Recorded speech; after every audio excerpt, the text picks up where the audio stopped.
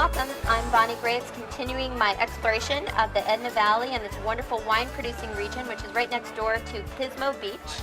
And I'm actually kind of winding up the day here with a friend of mine and somebody I'm really happy to be tasting some wine with, Mr. John Niven. And John and his family are some of the most well-known winemakers in the area, and you're doing a lot. In fact, I have even a hard time keeping track this year. I know Baileyana is really kind of your, I would say, your flagship, but tell me a little bit about some of the other brands that you're making wine under now. So we go back here to day one where my grandfather planted our Paragon vineyard in the early 70s. That started everything. In the mid 80s, my grandmother started Baileyana out of a little vineyard in her front yard right down the road. And then my generation came on board in the late 90s. We kind of took Baileyana under our wing and got to grow it and build it to where it is today. But then our creative juices got flowing, and we started Tangent, which Tangent is only white wines, no reds, all cool climate here from the Edna Valley, just showcasing what Mother Nature gives us and a real racy, cool climate white wines. Then we started Trenza, which is kind of a red blend, some white blend, Spanish theme, but here in the New World. It's taken some of these classic Spanish varietals, but putting our California hand print on them. Cadre, which is an innovative Pinot Noir. Yeah, tell us a bit about that. Cadre is real interesting. Well, there's 4 great appellations down here for Pinot Noir. There's the Edna Valley, the Arroyo Grande Valley, the Santa Maria Valley, and Santa Rita Hills. Let's pause right there, John, because I want to help people understand where we're really located. I think, you know, a lot of people, they think of California wine-producing regions, and they definitely know Napa and Sonoma. If they're a little bit hip and they've seen Sideways, they're like, you know, that's like Santa Barbara, sort of. But there's this wonderful swath in the whole appellation of Central Coast, which is one of the biggest, probably outside of Sonoma Coast, which is quite big as well, has these pockets within it. So we've got San Luis Obispo County, and then you're mentioning 2 well-known Pinot Noir producing areas, which are in fact south and a little bit cooler. That, you know, it's interesting how the kind of weather patterns also mimic where the county line are.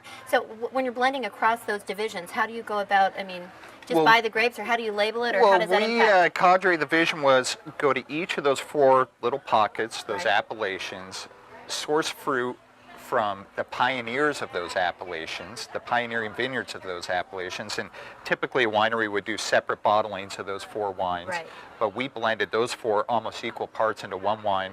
Cadre, the blend's called the Architects, because these are really the guys that put Pinot Noir on the map. This is the time to do name dropping. This is, you know, our family, who was really pioneers of Pinot Noir here in the Edna Valley.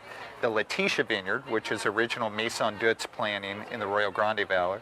The Biennacido Vineyard, which is very famous and pioneered the Santa Maria Valley with the Miller family. And then La Encantada Vineyard in Santa Rita Hills, which is planted by Richard Sanford, who's kind of the godfather of Santa Barbara Pinot Noir. We rolled those all into one called the Architects. And going back to what you're talking about, what does that do? Wine style, each little pocket, each little appellation gives its own kind of characteristic to the blend. Here in the Edna Valley, we're a little more of that elegant, bright fruit. You get to Letitia and Santa Rita Hills, more of that big, darker blue fruit. Definitely is moving away from red fruit, kind of red cranberry. And Biennacido's kind of in between. Yeah, I agree. And the whole vision was to really just make a dynamite wine, showcasing the diversity of rolled into one of the South Central Coast.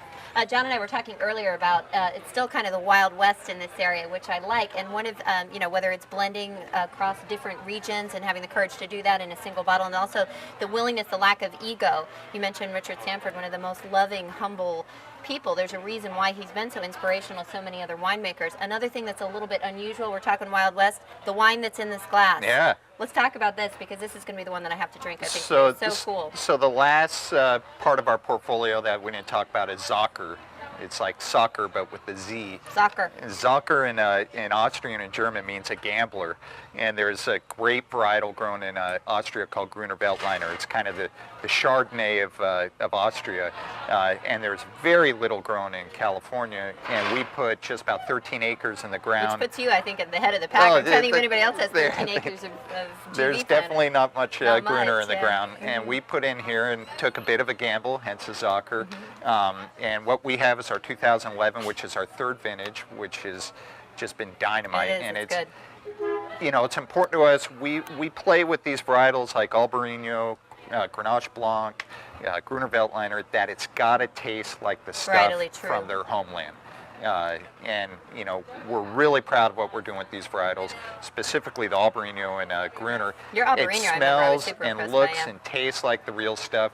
And to be able to have a sommelier or a wine critic, give us a props for pulling it off here in California, it means a lot to our family, because we're really into innovating and exploring the potential of our estate. For sure, pioneering. There's not many wine families or properties in the world that are doing what we're doing. We grow just about a dozen varietals, ranging from Albarino to Gruner Veltliner to elegant Chardonnay and Pinot to big massive Syrah, but it's all off one piece of land, and we're taking all into the bottle, really exploring the potential of a single property. Yeah, and figuring out what makes sense. And I think, again, that here in this area that people have the luxury and, frankly, the courage to do that, where you're trying to let the land speak. And I think one of the big challenges with the California wine industry has been, chasing the tail of the tiger, or, to mix metaphors, planting the tiger, if you will. Right. And a lot of people say, well, if Pinot Noir is popular, let me pull out, no matter whether Pinot is well suited to my particular plot of land or not. Pinot's hot, I got to tear out and regraft or what have you. And it's been really nice to see, I think, in this area, a genuine willingness to experiment and then let the land speak and see what works. So for me, I know Gruner, it's a grape that I love, and this tastes like Gruner. It's got the kind of hallmark of kind of, greenish pepper quality, a little white spice, a little that kind of aromatic, almost like a celery salt thing, a beautiful acidity. And I think, acidity is something we talked about a little bit today on some of our journeys, but again, I think the Etna Valley specifically, to me, is often a story. We're tasting some wine with Clay at Claiborne and Churchill, and just this beautiful linear acidity in his Riesling. And I'm picking that up, that same type of acidity, albeit a total, different grape here, but that beautiful kind of precision that I think is climate driven. So, I mean, how do you get that in this Gruner? There's the Etna Valley is a great place to live, great place to grow grapes, but it's a great place for white wines. You will see what you're talking about, that trademark acidity, all the way from Chardonnay down to Sauvignon Blanc and Gruner and Riesling, everything in between. But the Etna Valley is really unique. We're not far from Pismo Beach, just over the hill, about 5 miles, and we just get this funnel effect from Mother Nature. It's kind of her natural air conditioning that just gives us moderate days, where our warmest part of the day is about noon. And that's basically when the fog burns and before the wind kicks in. And that warm part of the day is only for about half hour to an hour.